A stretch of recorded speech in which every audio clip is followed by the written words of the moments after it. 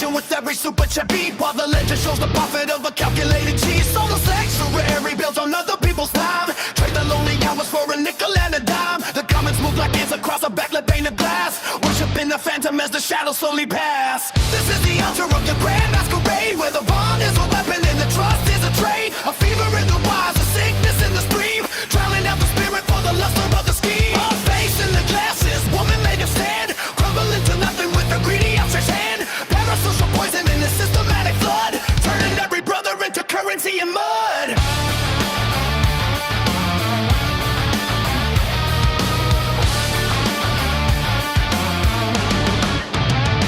Vanity is bloated like a corpse beneath the sun. You claim to be the many, but you only care for one.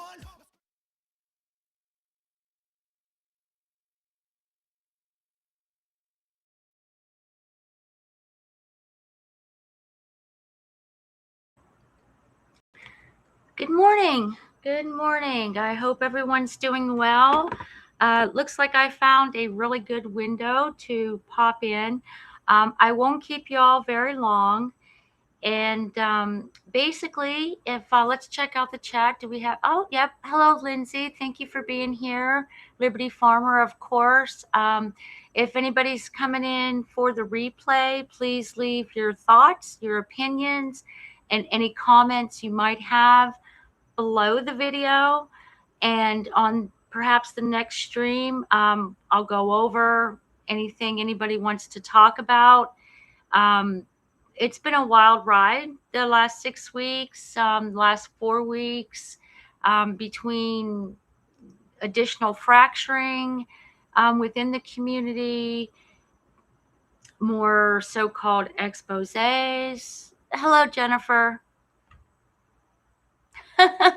Well, thank you. She says, very exciting. Good morning. And this topic is very interesting. In a lot of ways, yes. And in other ways, not so much, because I think we've all, okay, not all.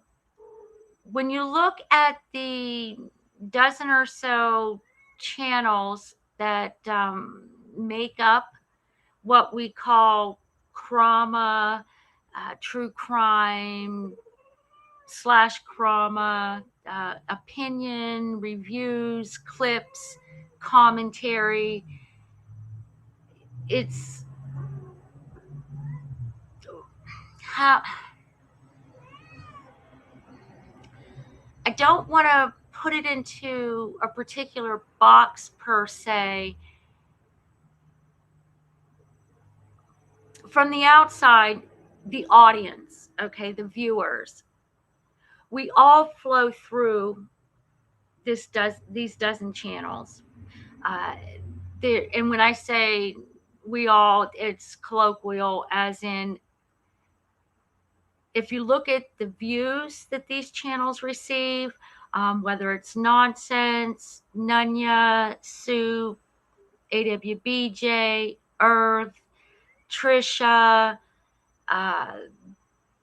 the likes versus comments on, say, community posts, some of we've got Just Saying, Shady, Queen. You're going to average anywhere between 3.5 to 9,000 views. So when you look at it and you actually look at the comments to see who's commenting, pull up the chat replays and see who's commenting during the live streams, you get an idea of who may be openly matriculating through the so-called community or the sector. And it's become apparent, many have said this on all sides of the decahedron here, that things have changed. And it seems that one side or the other wants to indicate that, well, none of this happened until so-and-so showed up. That's not true. I mean, we can demonstrate, we can look back ourselves and see how in other communities we may have been in, or just coming into this community, how there were seeds being planted for fracturing. Because as I've said, when I came here, when I found my way into this little neighborhood, many of these independent creators were paneling up together, and while they may not have been friends, they got along, so to speak, or presented themselves to at least be cordial with one another to further a discussion. That changed. And that wasn't a result of one individual. Okay, Liberty says, I was here with MCF and NC, which I believe is Natasha Cooper, went at it in early 2021. Even Granny didn't have a channel then, and it was nasty even then. Lindsay says, I remember when some people from TikTok would mosey over to YouTube panels, and boy, the difference in etiquette or norms was very loud. Yeah, and that's the thing, that there was a mutual respect. And while you did not necessarily have to have respect for the people you paneled with, you at least conducted yourself with respect for yourself. And whether that comes with a complacency or, again, the knee-jerk reactions, it's hard to say, but we can try to break it down individually, or we can look at it as a community. And what I originally had started a couple weeks ago was to take the last 10 or so live streams and break down those presentations into a singular presentation, because all the elements that we've discussed has boiled down to where we're at. And I do think it's important, because what we're going to see now is Clue's channel's gone. And as a fallout of that, you've got some people that are like, yay, the big bad meanie, the boogeyman, has been chased back into the shadows. That's not at all how this works. Okay. And secondly, if you want to call it fallout or just the reactions as a result of that, this morning I see where Shady is like, this place hasn't changed, and it's toxic, and I don't want to be here anymore, because, well, we got rid of that person, but still people are being disgusting, or however she worded it. So when you look at that, which is two channels that were diametrically opposed to one another, one channel that is supposedly the dark side, and another channel that is supposedly the, I don't know, green team, light, whatever side, happens to be a clip channel, a shorts maker, and a community person.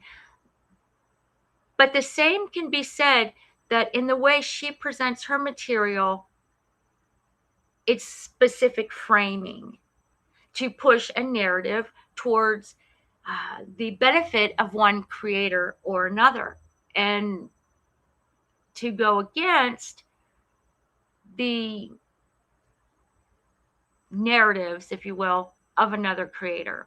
And that's, not all clip channels do that, and not all review or commentary channels frame. They throw it out there and then give their opinion. The issues we have is when we start getting into narrative framing, spin, which drives reaction. So with that, I'm going to go ahead, and I took what I wrote down in like an essay of my opinions, my thoughts, and some of the questions I have. and then put it into a digestible way that's, you know how I do things here. It's a presentation, it's slides. So we're going to go ahead and I'm going to jump into it. Hello, Lucia. Thank you for being here. Okay. Okay. Thank you for listening in. I appreciate it. I appreciate it. So here we go. And like I said, some of this isn't really going to be new, but putting it all into one presentation is new. But it's essentially going to be about 10 or 15 minutes here of the last 18 months of live streams that I've done. So let's go ahead and jump right in. The they conspiracy of them when drama goes too far, exposed, leaked emails, drama, when communities turn toxic. And then I just had this little cartoon thing here, which encompasses the cram it, the Crama Reels, Clue, Granny, Nonsense, Jay. This here, if you can guess what this is here, Psychosocial. So if you're familiar with that song by Slipknot, I highly recommend to give it a listen because there are lyrics within that song that really kind of go to the heart of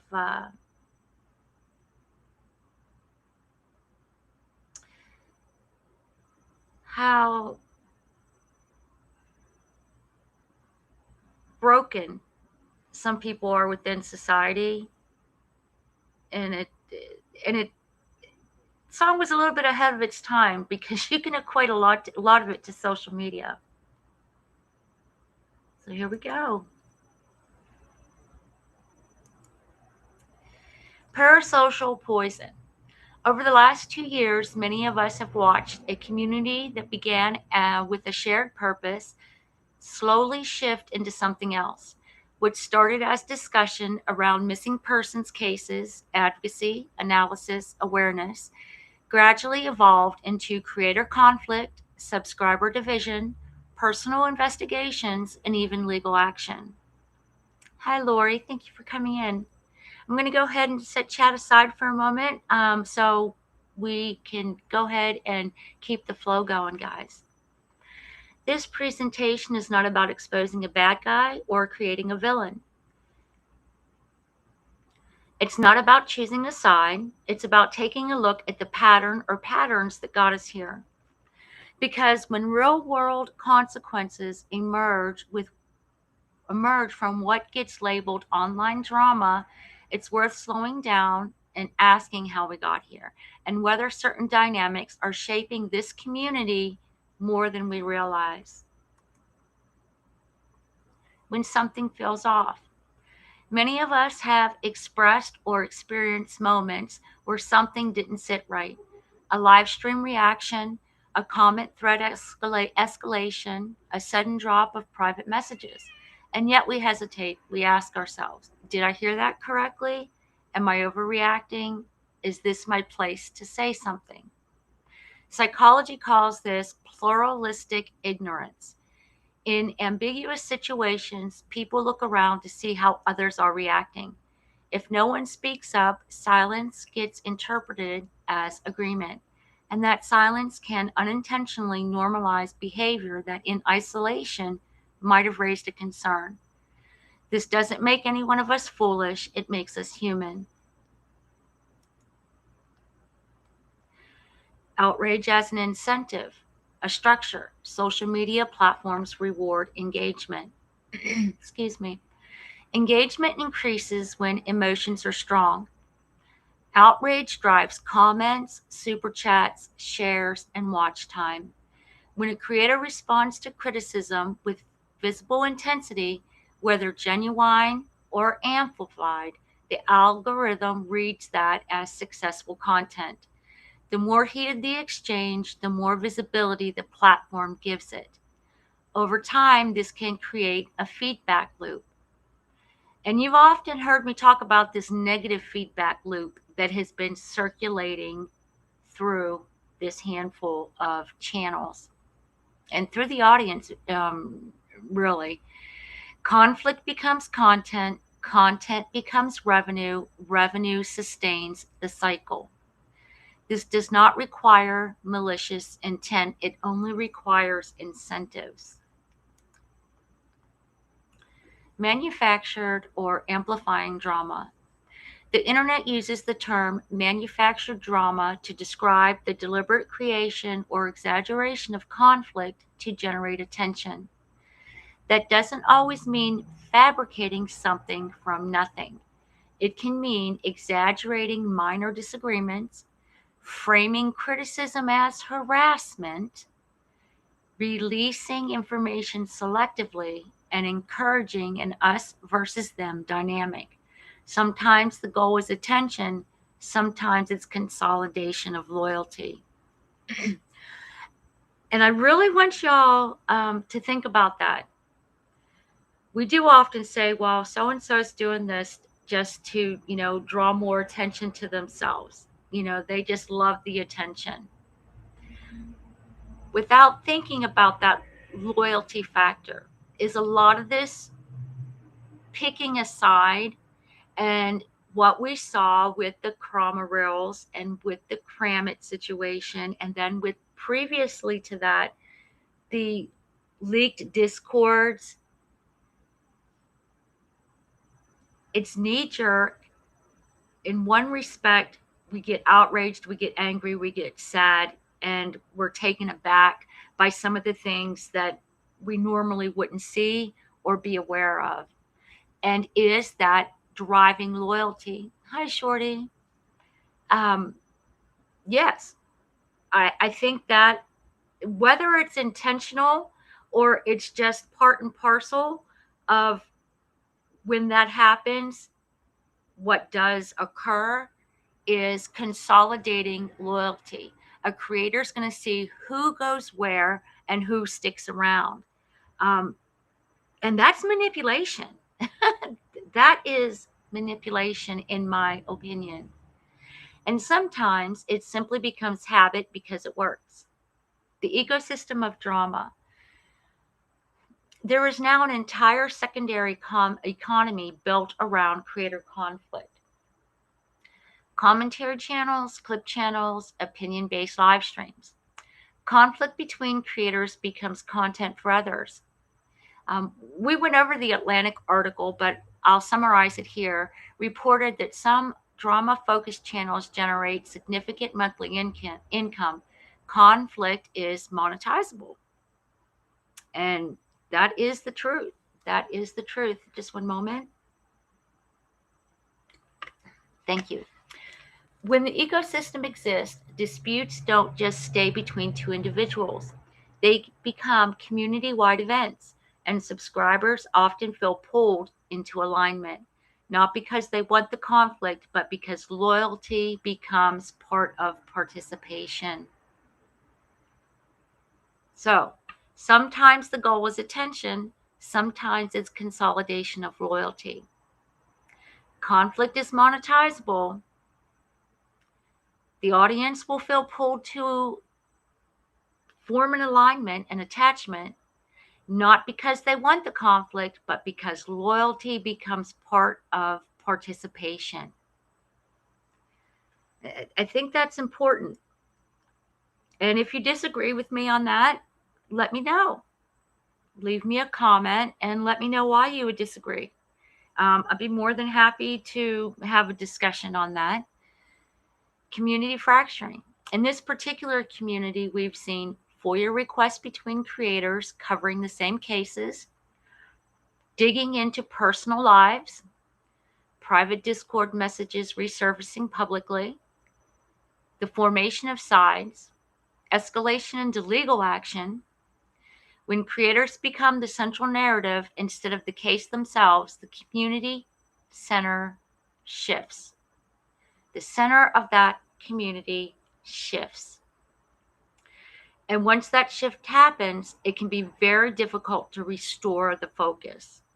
We've seen that. How many times have we heard a certain creator say, well, I'm going back to cases? It doesn't happen. because in the middle of trying to discuss a case, it invariably goes back to drama. And is that because a follower, a subscriber makes a comment because I saw so and so is streaming you, or so and so said this about you? The creator doesn't stay focused on the task at hand. That particular creator decides to completely derail their own so-called objective stream into the monetizing of conflict.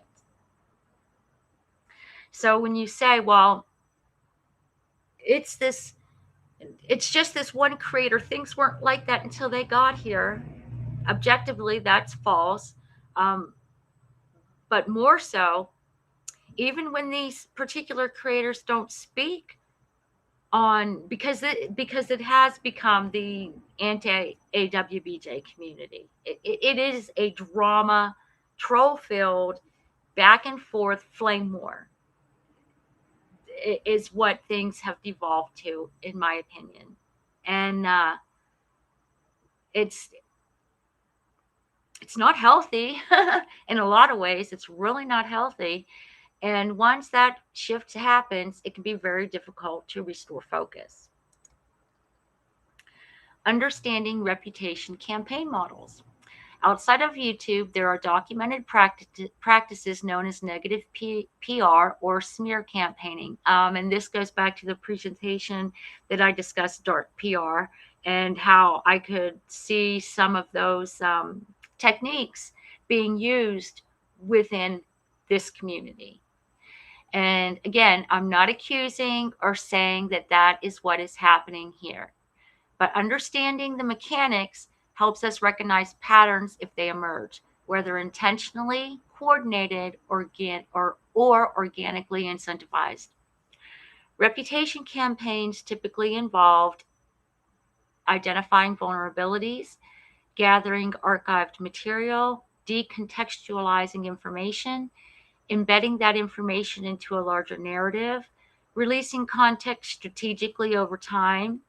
The key element is timing. A slow release keeps attention activated. Each drop renews outrage. Each reaction deepens the fracture lines and creates new sides.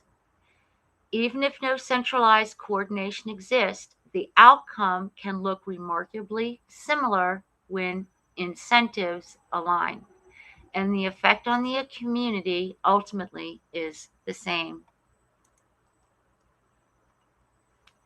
We've recently seen private Discord messages and room discussions released incrementally. Again, the issue is not whether messages exist. The issue is timing and framing. When information is released selectively, it renews emotional intensity, resets the outrage cycle, and reinforces side-taking. Transparency is valuable, but transparency without context or delivered strategically can function less like accountability and more like narrative control. The question isn't only is it true, the question is why now? And we've heard many people on the so-called dark side say, why is all this coming out now? Which again can further the illusion that it was done on purpose. Or was it just the natural outgrowth of a falling out within a certain auxiliary community? We don't really know, but the impact that that type of thing has on the community, the audience, the viewers, is ultimately the same. At some point, we have to acknowledge that this has extended beyond online disagreement. There have been reputational consequences, financial strain, legal entanglements, stress affecting real families. When the impact leaves the platform, it stops being entertainment. And when it stops being entertainment, it deserves a more measured and analytical response. And this goes back to what I said a couple streams back. It's really time to look in the mirror. It really is. Not just with creators, but as audience members, as participants. I call this the parasocial poison. The most important question is not who wins. It's not which side is right. It's what kind of community do we want to be? One driven by knee-jerk reactions, or one capable of pausing, taking a minute before we become part of the crash out? In other words, are you or do you want to be part of what's becoming the problem?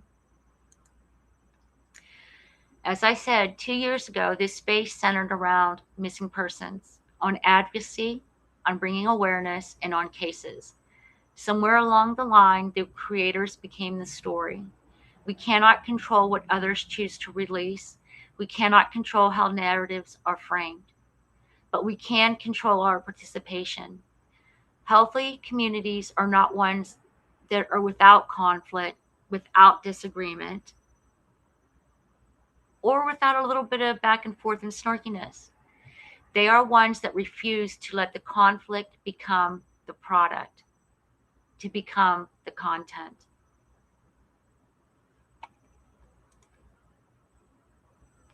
And with that, along with everybody else, I've always had a Rumble channel, but there's the link to my Rumble channel. That's where I will be backing up everything from my YouTube. I also went ahead and signed up for Kick, because it looks like a new community is going to be forming over there.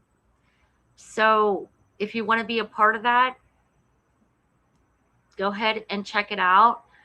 If you want to continue here, that's great. I'm not leaving YouTube by any means. I have my established community over on my channel, but I am going to go ahead and broaden my horizons, much like everybody else. And here are the links to my previous standalone content that discusses everything I've just gone over in more detail and in greater depth. So if you want to screenshot that and check out my previous live streams, please do.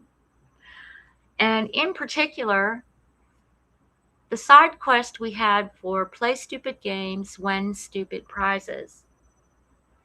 That was about idioms and colloquialisms and how FAFO and Play Stupid Games, Win Stupid Prizes aren't threats. I heard last night, I guess it was, that, or yesterday sometime, that AWBJ literally said to her audience after someone said, "Welcome to the Thunderdome." Is that a threat? Are you threatening me? Did you see that? That's a threat. Are you kidding me, Brittany?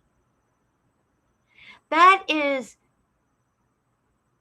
quintessential framing to rile up your audience when somebody's making a comment, a phrase, an idiom, a colloquialism. It's not a threat. You are engaged in a flame war, a tit for tat. Your hands are not clean.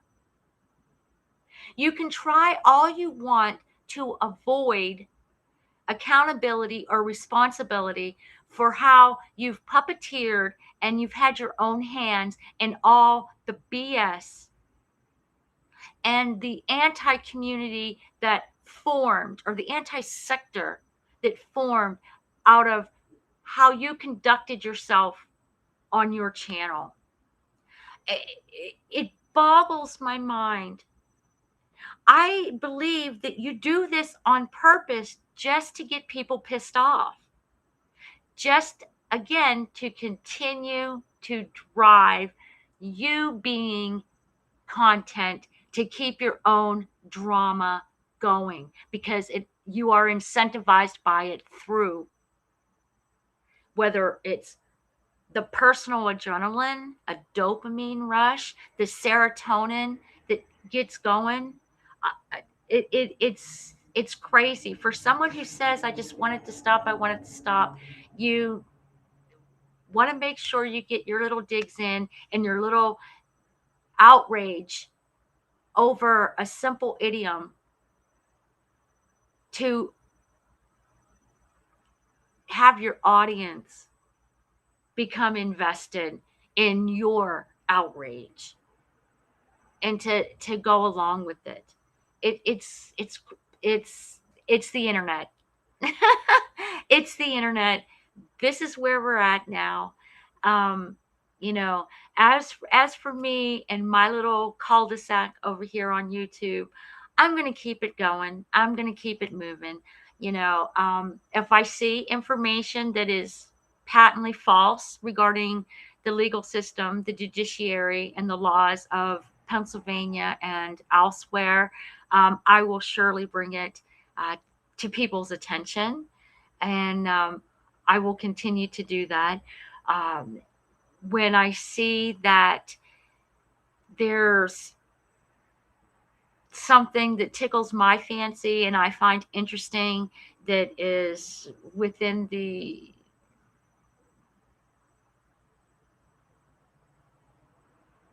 social media sphere of um, it's time to sit back and take a look at how everything's going. Sure, I'll fire up another side quest or give my 2 cents. This one was a side quest and my 2 cents, but I hope you've enjoyed it. Like I said, leave any questions or comments down below. Um, and it's it's not one individual's responsibility to hold a community together. And it's not one individual that is responsible for breaking a community down or a sector down. Because in the grand scheme of things, again, you're looking at 12, 15 channel holders, creators, hosts, if you will, but about 12,000 individuals that flow through all these channels. So it's incumbent upon everyone to just take a step back, take a look at how your participation impacts uh, where you are, and if you want to engage or not. If you want to continue to engage, by all means, go for it. Have a blast. Flame wars from the outside can be pretty funny. As botulism said, it's entertainment. And I can see it. It is. However, what's gone on here is beyond entertainment. It's impacted real people's lives off the internet. So I guess choose your trolling wisely. And with that, I will see y'all around the next corner. You be well, you be joyful, and don't let these bitches get you down. All right. See ya.